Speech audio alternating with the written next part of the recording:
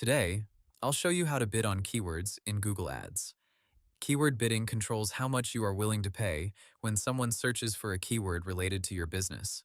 The goal is not just to get clicks, but to get the right clicks at a cost that makes sense. First, open Google Ads and log into your account.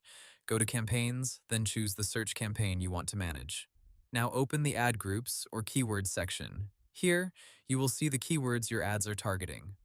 Before changing bids, check your campaign bidding strategy.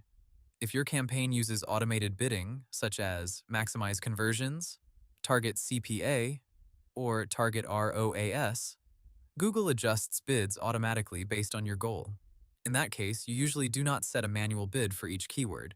Instead, you adjust the campaign goal, budget, target cost per action, or target return on ad spend. If your campaign uses manual CPC, you can set bids directly. Go to the keyword list and find the keyword you want to edit. Look for the Max CPC column. This means the maximum cost per click you are willing to pay for that keyword. Click the bid amount, enter your new bid, and save the change.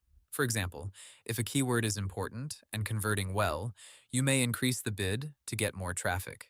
If a keyword spends money but does not bring results, you may lower the bid or pause it.